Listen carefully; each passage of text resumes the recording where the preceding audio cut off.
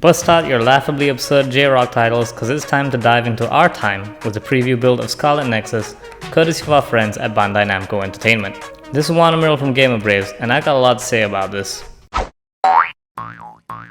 Gamer Braves? Before we get into it though, don't forget to leave a comment to let us know what other games you want to see us cover in the future, and subscribe to actually, watch those videos when they eventually get made. So, Scarlet Nexus is another in my favorite niche genre of games, which is the absurdly thinly veiled metaphor about interconnectedness between people. You'd think that's a highly specific format, and yet it joins the likes of Astral Chain, The World Ends With You, and Death Stranding. While it sounds like I'm making fun of the game for it, I really do love this genre for its absolute lack of subtlety. You can play as one of two characters, Yuito Sumeragi or Kasane Randall. They fight off the Others, which are some of the best enemies I've seen designed in years. You do this as part of the OSF, which recruits people with special powers and uses the SAS system, allowing them to share powers with each other on the fly. This literally creates red wires jutting out of your character, as Yuito or Kasane's powers are enhanced by their bonds with their party members.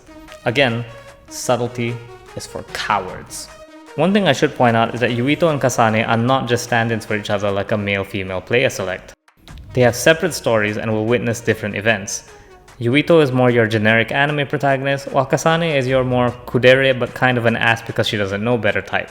Even the weapons are different, with Yuito using a straight sword while Kasane uses daggers that she controls with her psychokinesis. So the game's overall vibes are pretty cool. Bandai Namco describes it as brain punk, since all the technology in Scarlet Nexus is very much tied to the human brain. You can even brain text each other, something you have to actually make sure to reply to if you don't want to miss out on some events. Over the course of this preview, you're going to hear me compare it to Astral Chain, because I think stylistically that's the closest game you'll find to Scarlet Nexus, even though mechanically it's not that similar. You have to manage your party, all of which have bond stories similar to Persona's social links. This looks like the only way to upgrade your party outside of buying them equipment. So the meat of the game is these really cool action sequences. Both Yuito and Kasane have psychokinesis, which is the ability to pick stuff up and throw it around. You can do this to enemies to stagger them. Now, your options are mainly tied between melee attacking and the psychokinetic attacks, the latter of which cost meter that you built was the former. All of your combos are basically going to involve chaining the two together, although psychokinesis is a charge-based attack, so you'll have to leave yourself open as you use it. The throws can be followed up with a rushdown, and as your character lunges towards the enemy, you'll get a big damage attack. I really like the combat in Scarlet Nexus, but I don't care much for the charging and the throw.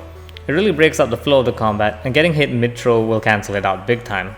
I really wish they'd done something similar like Astral Chain, where using the big attacks raw leaves you wide open, but you can combo into them if you can get the timing right. The trick is to start charging the psychic attack mid-combo, which is easy enough once you're used to it, but I can see a lot of people bouncing off if they can't get it right, since the game doesn't tell you this. Also, a lot of the cool stuff you can do is locked behind the game's upgrade system. The game's got several upgrade trees, one of which gives you new moves. These are really useful, like a ground recovery for every time you get knocked down, or added aerial mobility to let you do more stuff in the air. One thing I really appreciate though is that the launcher is not tied to this. You get the launcher at the start of the game, letting you go up into the air and fight enemies there. There's also the SAS system, which we mentioned before, and lets you combine powers with your party members. Unfortunately, from the preview, it doesn't really change your moveset, instead gives you extra effects like doing fire or electrical procs, or letting you see invisible enemies. I really dig the cut-ins you get of the characters when you activate the SAS. It's one of the most stylish parts of the game, and I'm glad they made every effort to make them as cool as possible.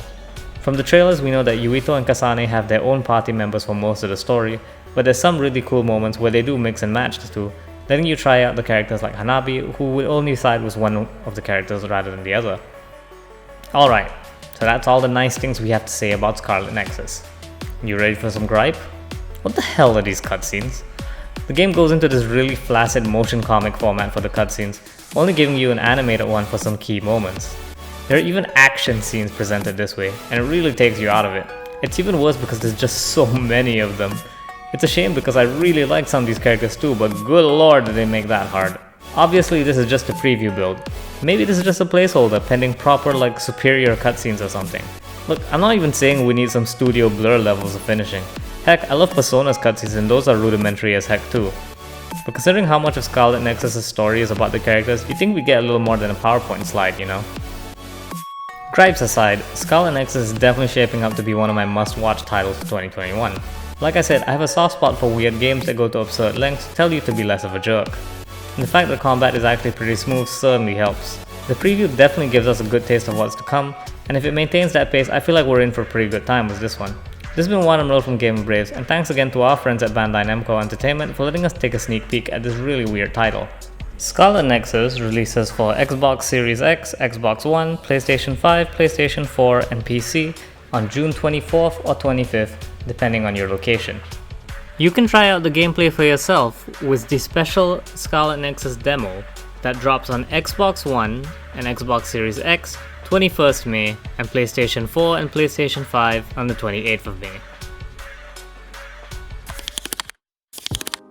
Today's comment comes once again from our Digimon Vital Bracelet review. Ren writes, "Great production, you just need a microphone now."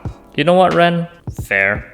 We're definitely working towards improving our setup, and it's only thanks to the support of people like you that maybe one day we can get there. Thanks for the comment, and don't forget to leave your own for a chance to get it read out on the show. See you!